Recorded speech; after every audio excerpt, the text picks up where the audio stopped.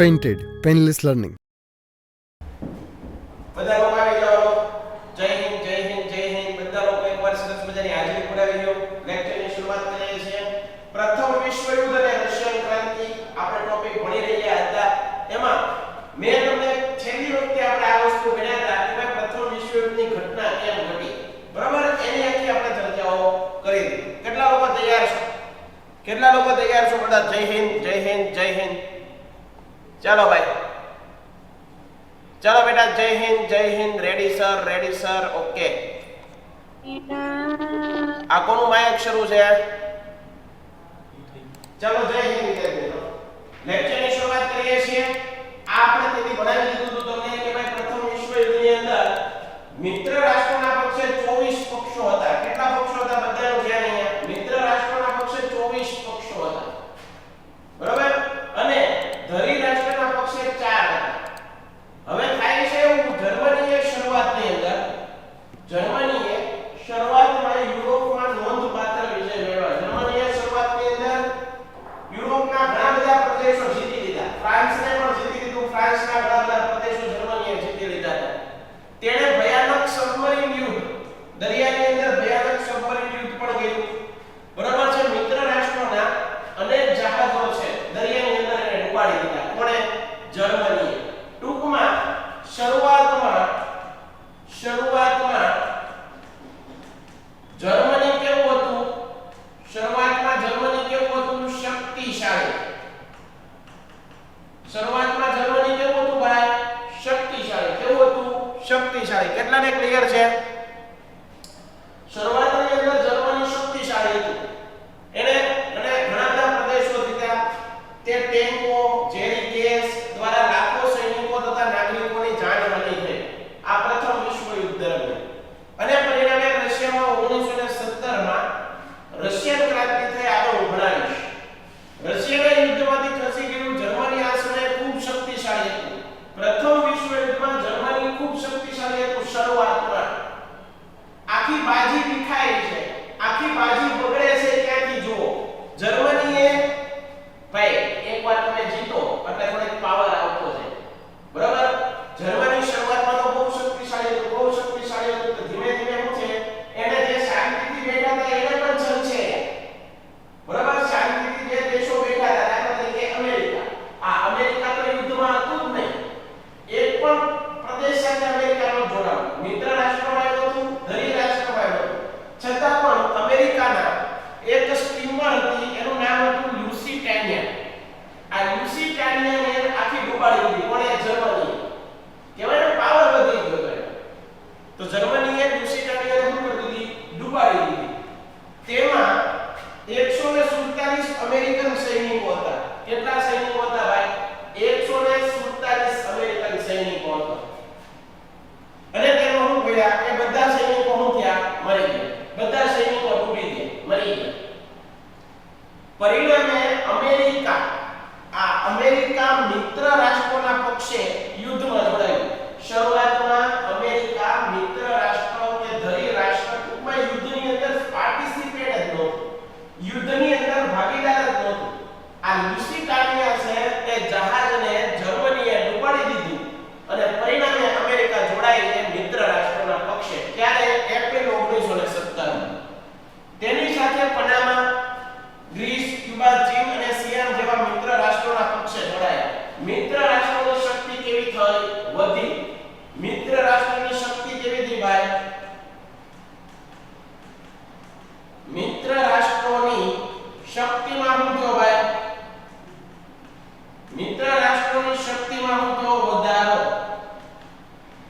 મિત્ર રાષ્ટ્રોની શક્તિમાં શું થયો? વધારો થયો, બરોબર? અમેરિકાના લશ્કર સામે જર્મન સેના ટકી શકી નહીં. સમગ્ર યુદ્ધનું પાસું બદલાઈ ગયું. બલ્ગેરિયા સપ્ટેમ્બર 1918માં તુર્કી તથા ઓસ્ટ્રિયા મિત્ર રાષ્ટ્રોના શરણે આવ્યા. બલ્ગેરિયા છે એ પણ કોના પક્ષે વિડ્યું?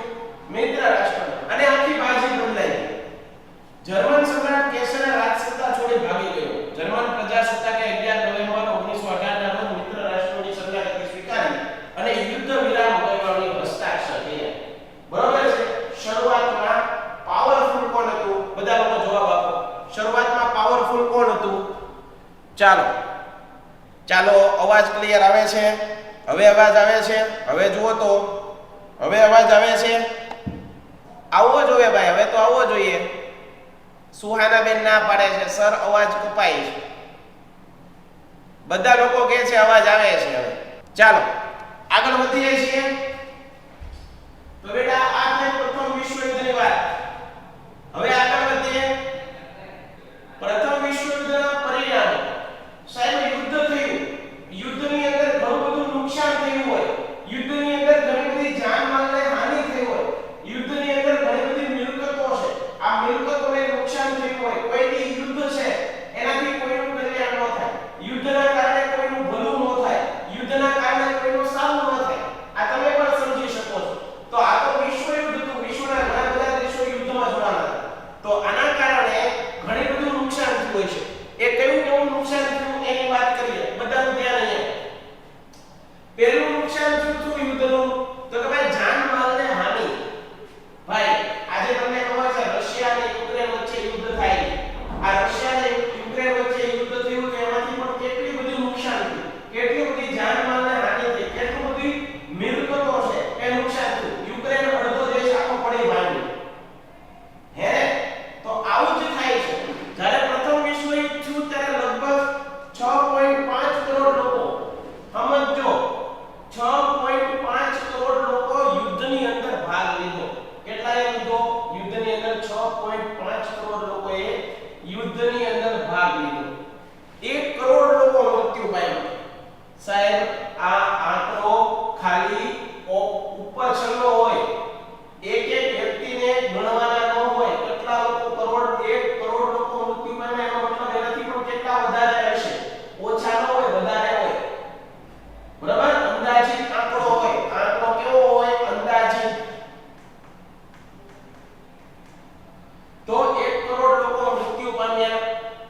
2 કરોડ જેટલા માણસો, 2 કરોડ જેટલા લોકો ઘવાયા, એટલે કે એને વાગ્યું, કોઈ પણ જાતની ઈજા થઈ.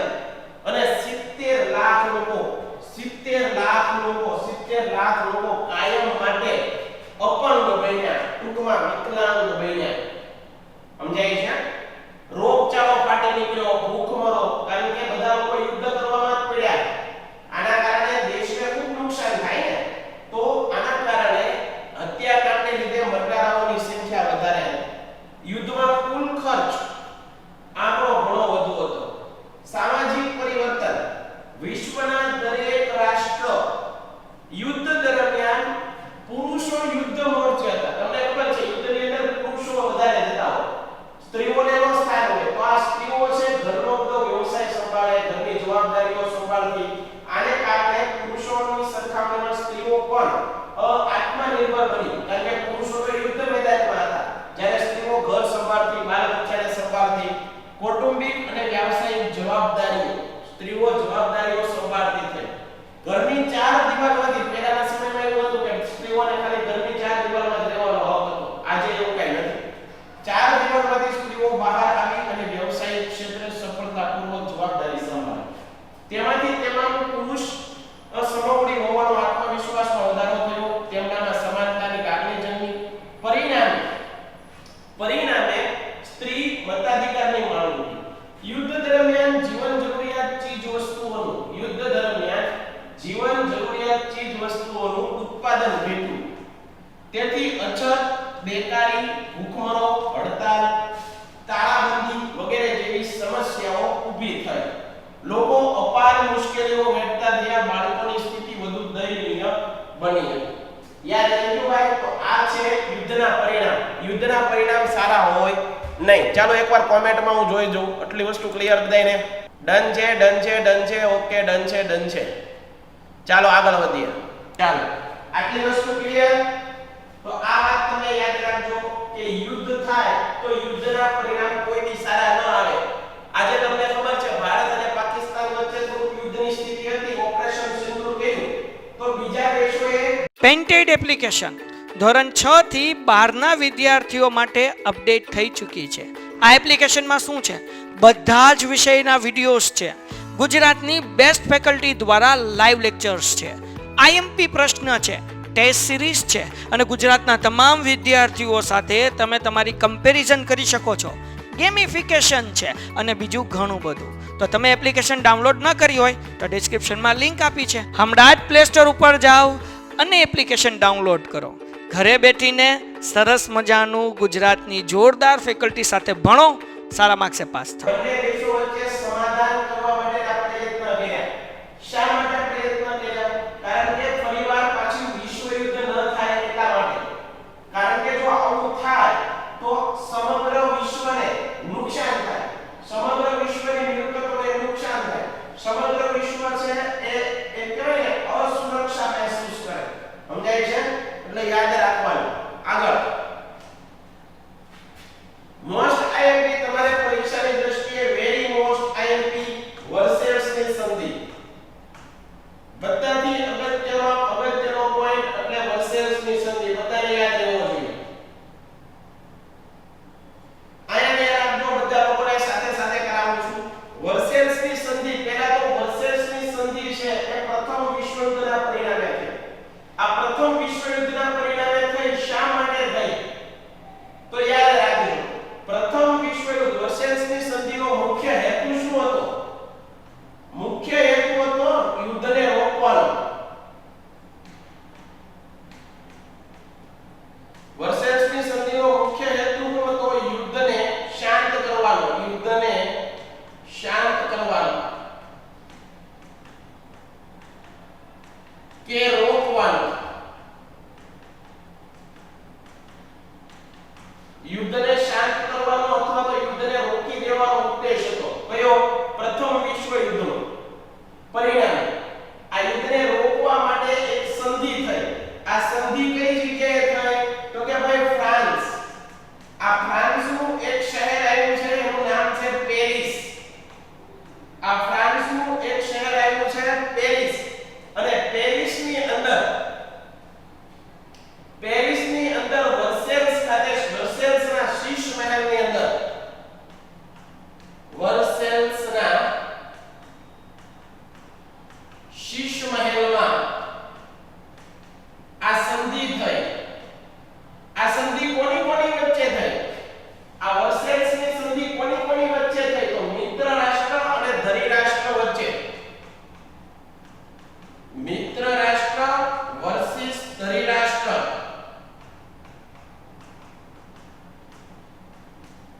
કોની વચ્ચે થઈ? મિત્ર રાષ્ટ્ર અને ધરી રાષ્ટ્ર વચ્ચે થઈ.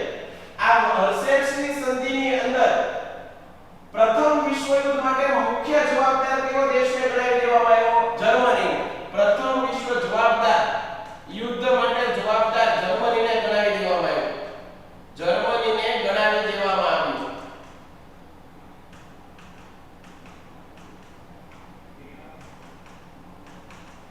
પહેલા તો આટલી વસ્તુ ક્લિયર. ફરીવાર વર્સેલ્સની સંધિ ક્યારે થઈ? જૂન 1919 ની અંદર. ક્યારે થઈ? તો પ્રથમ વિશ્વયુદ્ધના પરિણામે વર્સેલ્સની સંધિ થઈ. આ વર્સેલ્સની સંધિ ક્યાં થઈ? તો કે ભાઈ ફ્રાન્સનું પેરિસ, પેરિસનો વર્સેલ્સ ખાતેના શીશ મહેલની અંદર થઈ. આ કોની વચ્ચે થઈ? મિત્ર રાષ્ટ્ર અને ધરી રાષ્ટ્ર વચ્ચે શાંતિ, સમાધાન અને સુલેહ કરવાના હેતુથી થઈ. બરાબર? શાંતિ, સમાધાન કરવાના હેતુથી. આ વર્સેલ્સની સંધિ સમાધાન કરવા માટે થઈ. એના બદલે બીજા વિશ્વયુદ્ધનું કારણ બને. શું કરવા? કારણ કે આખું યુદ્ધ થયું, આખું વિશ્વયુદ્ધ થયું. એના માટે મેન કારણભૂત કોને ગણાવી દેવામાં આવ્યો? મુખ્ય જવાબદાર કોને ગણાવી દેવામાં આવ્યો? તો કે ભાઈ જર્મની. બધો ચોપડો કોને ઉપર ઢોળી દેવામાં આવ્યો? જર્મની ઉપર. બરાબર? યુદ્ધનો તમામ કારણભૂત કોને ગણાવી દેવામાં આવ્યો? જર્મની. ક્લિયર થઈ છે? તો અહીંયા ધ્યાન. પ્રથમ વિશ્વયુદ્ધના અંતે અંતિમ ચરણમાં જર્મની દ્વારા મિત્ર રાષ્ટ્રોની બિનશરતી શરણાગતિ સ્વીકાર થતા યુદ્ધનો અંત આવ્યો. ત્યારબાદ મિત્ર રાષ્ટ્રોએ પોતાની રાજધાની હતું, એનું નામ હતું પેરિસ. ફ્રાન્સના પેરિસ ખાતે. અને આ સમજૂતી ક્યાં થઈ? વર્સેલ્સ નામનું એક શહેર, વર્સેલ્સ નામના શીશ મહેલની અંદર. હાલો, હવે આવે છે અવાજ? હા ભાઈ, વોઇસ પ્રોબ્લેમ છે. ઓકે, હવે અવાજ આવે છે. બધા લોકોની હા હોવી જોઈએ. બીજુંમાં એક બેડરૂમ. ઓકે ઓકે, ચાલો. આટલી વસ્તુ ક્લિયર છે બધાને? ચાલો આગળ વધીએ. ચાલો હવે આગળ વધો. તો આખા વિશ્વયુદ્ધમાં વર્સેલ્સની સંધિ થઈ, એ વર્સેલ્સની સંધિ માટે પરિણામે જવાબદાર કોને ગણાવી દેવામાં આવ્યું? જર્મની. આખું યુદ્ધ થયું એમાં મુખ્ય જવાબદાર કોને ગણવાવી દેવામાં આવ્યું? જર્મનીને. તો આ તો કોઈ સંધિ નહોતી, આ તો એક જાતનો આરોપ મૂકી દીધો કે ભાઈ જર્મની જ જવાબદાર છે, બીજા કોઈ રાષ્ટ્રનો ભાગ જ નથી. બાકી સચ્ચાઈ એવી છે કે દરેક રાષ્ટ્રો આ યુદ્ધ માટે જવાબદાર હતા. બધા લોકો યુદ્ધ માટે જવાબદાર હતા. હવે હું કર્યું ભાઈ, જો અન્ય જોગવાઈઓ જર્મનીની અંદર, અહીંયા ધ્યાન આપજો, જર્મનીને યુદ્ધ માટે જવાબદાર ગણી દેવામાં આવ્યું. પહેલું શું કરી દેવામાં આવ્યું? આ સંધિ, વર્સેલ્સની સંધિની જોગવાઈ, જો અહીંયા લખું છું, વર્સેલ્સની સંધિની જોગવાઈ પરીક્ષામાં પૂછાય છે. વર્સેલ્સની સંધિની મુખ્ય જોગવાઈઓ કઈ હતી? તો પહેલી જોગવાઈ કઈ હતી કે ભાઈ યુદ્ધ માટે જવાબદાર કોને ગણાવી દેવામાં આવ્યું? જર્મનીને. કે ભાઈ યુદ્ધ માટે જર્મનીને શું કરી દેવામાં આવ્યું? જર્મનીને જવાબદાર ગણાવી દેવામાં આવ્યું. જર્મની ઉપર 6.5 અબજ પાઉન્ડનો શું કરવામાં આવ્યો? દંડ લગાડવામાં આવ્યો. જર્મની ઉપર 6.5 અબજ રૂપિયાનો દંડ, પાઉન્ડનો શું કરવામાં આવ્યો? દંડ ફટકારી દેવામાં આવ્યો. પહેલું, જર્મનીને જવાબદાર ગણવામાં આવ્યું. બીજું, જર્મની ઉપર 6.5 અબજ પાઉન્ડનો દંડ ફટકારવામાં આવ્યો. એના પછી જર્મનીનો જે રૂહર પ્રાંત હતો એ ફ્રાન્સને આપી દેવો પડ્યો. જર્મનીનો કયો પ્રાંત? રૂહર પ્રાંત. કયો પ્રાંત બેટા? રૂહર. આ રૂહર પ્રાંત છે એ કોને આપી દેવો પડ્યો? ફ્રાન્સને. જર્મનીનો એક પ્રદેશ હતો રૂહર, એ રૂહર નામનો પ્રાંત કોને આપી દેવો પડ્યો? ફ્રાન્સને આપી દેવો પડ્યો. ત્યારબાદ જર્મનીની નદી છે એ રાહાઇન નદીને આંતરરાષ્ટ્રીય જળમાર્ગ માટે ખુલ્લી મૂકી દેવામાં આવી. રાહાઇન નદી, આ રાહાઇન નદીને પણ આંતરરાષ્ટ્રીય વ્યાપાર માટે શું કરી દેવામાં આવી? ખુલ્લી મૂકી દેવામાં આવી. આ ચોથો પોઈન્ટ. બરાબર. પહેલું, યુદ્ધ માટે સંપૂર્ણ જવાબદાર કોણ છે? જર્મની, એવું નક્કી કરવામાં આવ્યું. જર્મનીને 6.5 અબજ પાઉન્ડનો દંડ આપી દેવામાં આવ્યો. એના પછી પેઇન્ટેડ એપ્લિકેશન ધોરણ 6 થી 12ના વિદ્યાર્થીઓ માટે અપડેટ થઈ ચૂકી છે. આ એપ્લિકેશનમાં શું છે? બધા જ વિષયના વિડીયોઝ છે. ગુજરાતની બેસ્ટ ફેકલ્ટી દ્વારા લાઈવ લેક્ચર્સ છે. આઈએમપી પ્રશ્ન છે, ટેસ્ટ સિરીઝ છે અને ગુજરાતના તમામ વિદ્યાર્થીઓ સાથે તમે તમારી કમ્પેરિઝન કરી શકો છો. ગેમિફિકેશન છે અને બીજું ઘણું બધું. તો તમે એપ્લિકેશન ડાઉનલોડ ન કરી હોય તો ડિસ્ક્રિપ્શનમાં લિંક આપી છે. હમણાં જ પ્લે સ્ટોર ઉપર જાઓ અને એપ્લિકેશન ડાઉનલોડ કરો.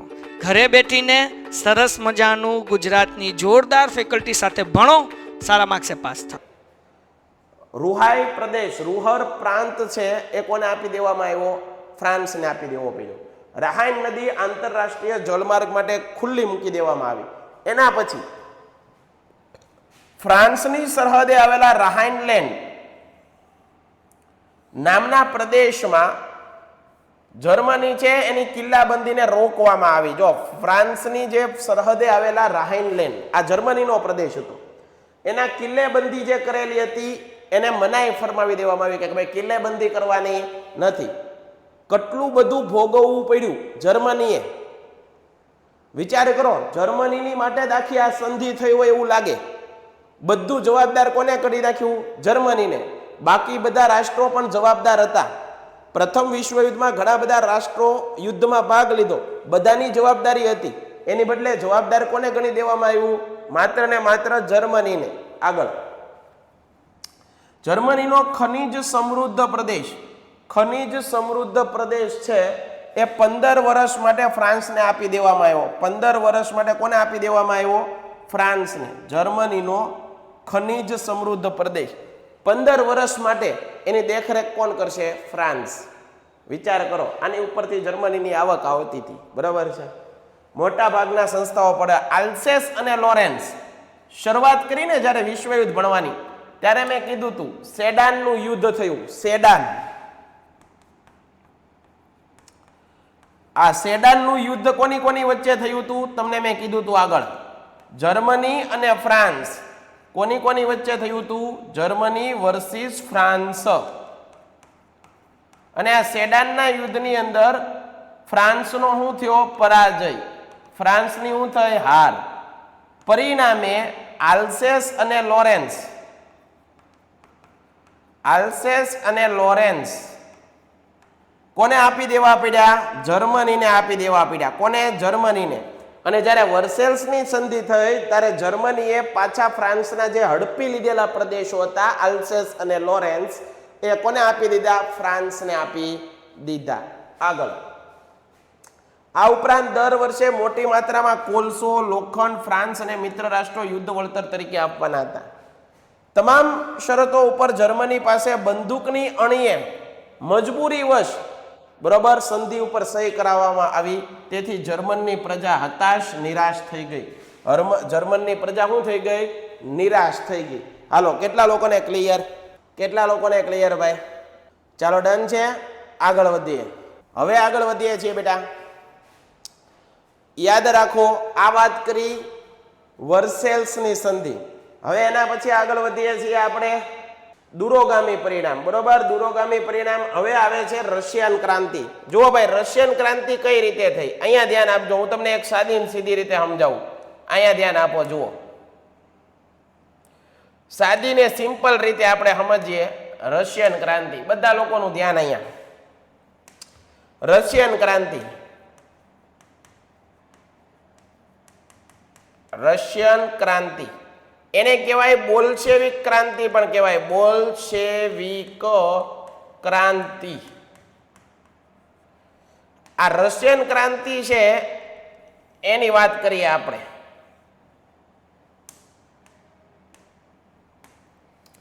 અહીંયા ધ્યાન આપો. આ રશિયન ક્રાંતિ સૌ પ્રથમ સ્થળ કયું હતું? ક્યાં થઈ? તો કે ભાઈ તમને ખબર છે, રશિયામાં થઈ. ક્યાં થઈ? રશિયામાં. હાલો, ડન છે. રશિયામાં થઈ. ક્યારે થઈ? તો કે ભાઈ 1917. ક્યારે થઈ રશિયન ક્રાંતિ? 1917. હાલો સાહેબ, ક્લિયર થઈ ગયું આટલી વસ્તુ. આ રશિયન ક્રાંતિ ક્યારે થઈ? 1917. રશિયાની અંદર અહીંયા ધ્યાન આપજો. રશિયામાં એક સમયે ઝાર શાસકો, યાદ રાખજો, ઝાર શાસકો નું શાસન હતું. નું શાસન. કોનું શાસન હતું ભાઈ? રશિયાની અંદર ઝાર શાસકોનું શું હતું? શાસન હતું. આ ઝાર શાસકો છે, આ ઝાર શાસકો છે, અહીંયા ધ્યાન આપજો. આ ઝાર શાસકો કેવા હતા? તો ભાઈ અહીંયા ધ્યાન આપો. આપ ખુદ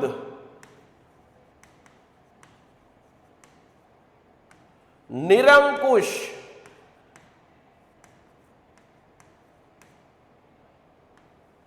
અને પોતાનું ધાર્યું કરવા વાળા, પોતાનું ધાર્યું કરવા વાળા હતા આ રાજાઓ. ઝાર શાસકો કેવા હતા?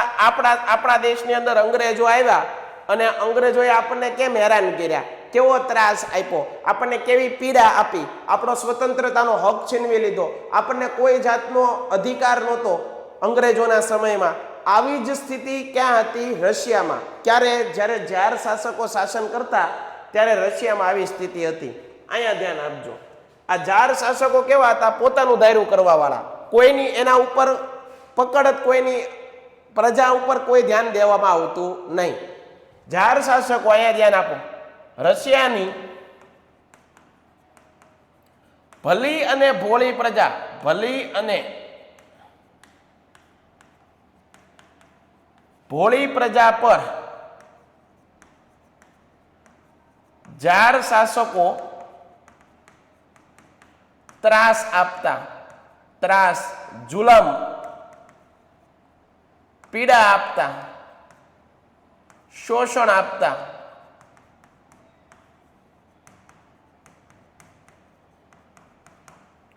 બરોબર, રશિયાની પ્રજાને હેરાન કરતા હતા. કોણ? ઝાર શાસકો. પરિણામે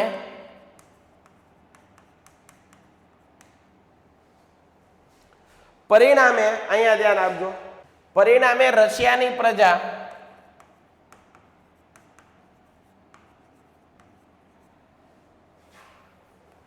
ફાધર ગેપોન.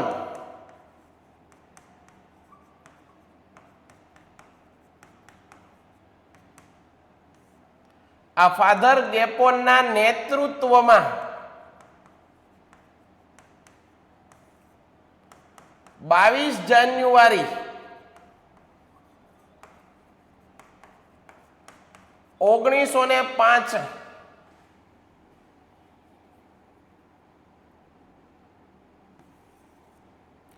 ઝાર શાસકોના મહેલમાં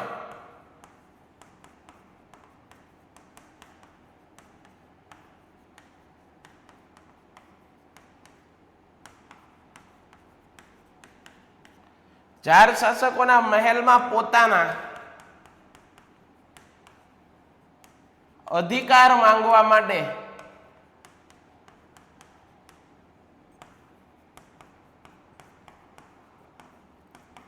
નિશસ્ત્ર જાય છે. ઝાર શાસકો આગળ શું જાય છે? નિશસ્ત્ર જાય છે. અને ઝાર શાસકો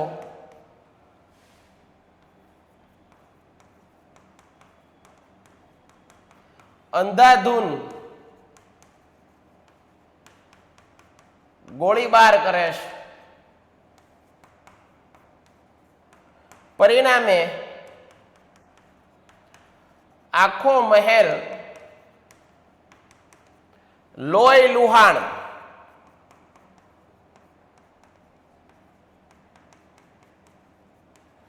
થઈ જાય છે. આ ઘટનાને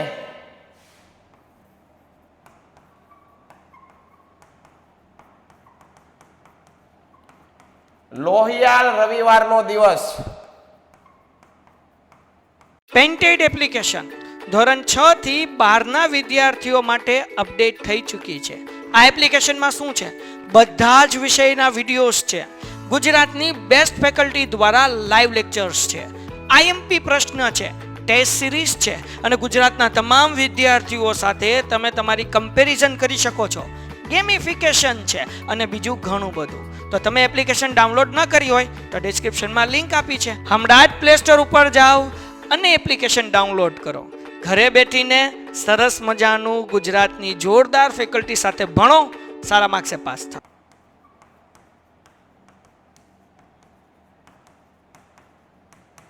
કહેવામાં આવે છે, કયો દિવસ કહેવામાં આવે છે? લોહિયાળ રવિવારનો દિવસ. અને પરિણામે આ ઘટના થાય છે અને પરિણામે કઈ ક્રાંતિ થાય છે? રશિયન ક્રાંતિ. કઈ ક્રાંતિ થાય બેટા? રશિયન ક્રાંતિ થાય છે. ક્લિયર છે? હાલો એકવાર હું કોમેન્ટ જોઈ લઉં તમારી. ક્લિયર છે દીકરાઓ? ક્લિયર? બધાને ક્લિયર? જેવી રીતે આપણને અંગ્રેજોએ હેરાન કર્યા હતા એવી જ હાલત રશિયાની ભોળી અને ભલી પ્રજા ઉપર કોણ કરતા હતા? રશિયાની અંદર જે ઝાર રાજાઓ હતા ને એને બહુ હેરાન કરતા હતા, એને બહુ પીડા આપતા હતા, એના ઉપર કષ્ટી જુલમ આવું બધું કરતા હતા. આના કારણે એ પ્રજા છે ખાલી હક માંગવા માટે થાય છે ફાધર ગેપોનના નેતૃત્વમાં, પરંતુ એને હક નથી મળતો અને પરિણામે એક ક્રાંતિ થાય છે, રશિયન ક્રાંતિ. છેલ્લો પોઈન્ટ જે આપણે કામનો છે એ છે રાષ્ટ્રસંઘ. અહીંયા ધ્યાન આપજો, બધા લોકોનું ધ્યાન.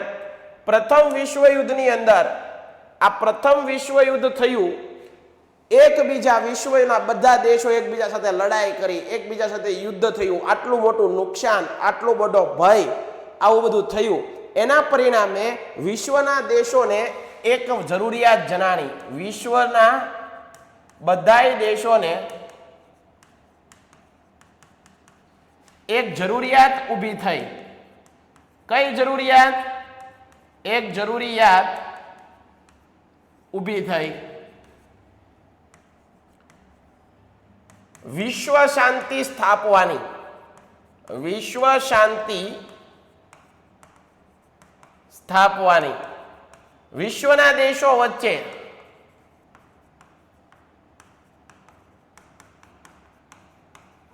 સમાધાન કરાવવાની.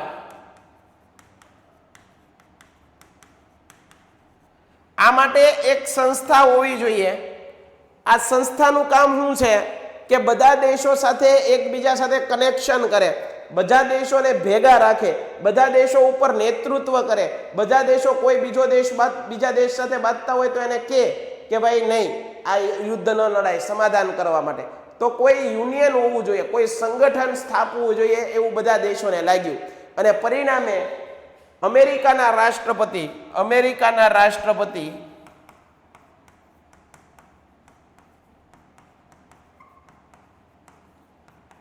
એનું નામ હતું વુડરો વિલ્સન.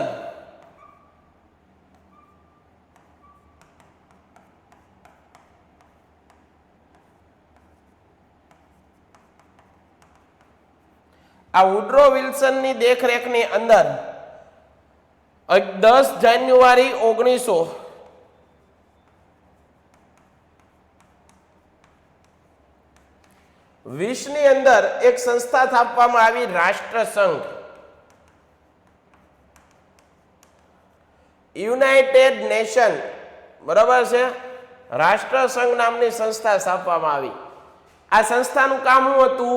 વિશ્વના દેશો વચ્ચે ભાઈચારો કરવો, વિશ્વના દેશો વચ્ચે સમાધાન લાવવું, વિશ્વના દેશોને સમાધાન કરાવવું. કોઈ એક દેશ બીજા દેશ સાથે લડતો હોય તો એને વચ્ચે મધ્યસ્થી થઈ અને બે દેશોને યુદ્ધ કરતા રોકવું, આવું બધું કામ છે. પરંતુ એ યુદ્ધનો માહોલ જ એવો હતો, વિશ્વ યુદ્ધ સમયે બધા રાષ્ટ્રોમાં રાષ્ટ્રવાદ જ એવો હતો, ઉગ્ર રાષ્ટ્રવાદ, સંકુચિત રાષ્ટ્રવાદ હતો. આના કારણે આ રાષ્ટ્રસંઘનું પણ કોઈએ માન્યું નહીં અને પરિણામે બીજું વિશ્વયુદ્ધ થાય છે. હવે જો રાષ્ટ્રસંઘના ઉદ્દેશો કયા કયા હતા, અહીંયા ધ્યાન આપો. આ રાષ્ટ્રસંઘ નામની સંસ્થા શું કામ કરતી? પહેલું કામ એ કરતી કે રાષ્ટ્રમાં શાંતિ અને સલામતી જાળવવી. એનું પહેલું કામ શું હતું? દરેક દેશો વચ્ચે શાંતિ અને સલામતી જાળવવાનું કામ. બીજું, દરેક રાષ્ટ્ર અન્ય રાષ્ટ્રની અખંડિતતા જાળવવી. મારો દેશ મહાન એ વાત સાચી, પરંતુ મારે કારણે બીજા કોઈ રાષ્ટ્રને નુકસાન થવું જોઈએ નહીં. આને કહેવાય અખંડિતતા. યુદ્ધ નીતિનો ત્યાગ કરવો, નાની નાની વાતમાં યુદ્ધ કરવાનું નથી. આંતરરાષ્ટ્રીય સંબંધો વિકસાવવા, પાડોશી દેશો સાથે આપણે શું કરવાનું છે? ભાઈચારાપૂર્વક વ્યવહાર કરવાનો. પાડોશી રાષ્ટ્ર સાથે શું કરવાનું છે? ભાઈબંધી કરવાની છે. અહીંયા ધ્યાન.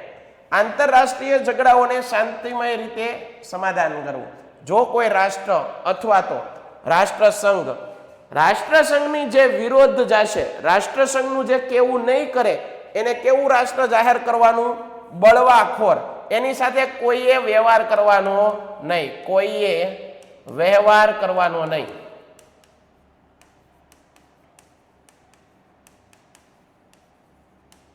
વ્યવહાર કરવાનો નહીં, કોઈએ સંબંધ રાખવાનો નહીં. વિશ્વ શાંતિની સ્થાપના કરવા માટે સ્થપાયેલા રાષ્ટ્રસંઘ મહાસત્તાઓની સામ્રાજ્યવાદી નીતિને અંકુશમાં રાખી શક્યું નહીં અને 1939માં બીજા વિશ્વયુદ્ધની શું થઈ? શરૂઆત. બીજા વિશ્વયુદ્ધની શું થઈ? શરૂઆત. તો અહીંયા આજે આપણે આ બીજું ચેપ્ટર પૂરું કરીએ છીએ. ક્લિયર છે ભાઈ બધાને? ક્લિયર? કાલે આપણે ત્રીજું ચેપ્ટર શરૂ કરશું. ત્યાં સુધી બધાને જય હિન્દ, જય ભારત, ધન્યવાદ. Painted Painless Learning.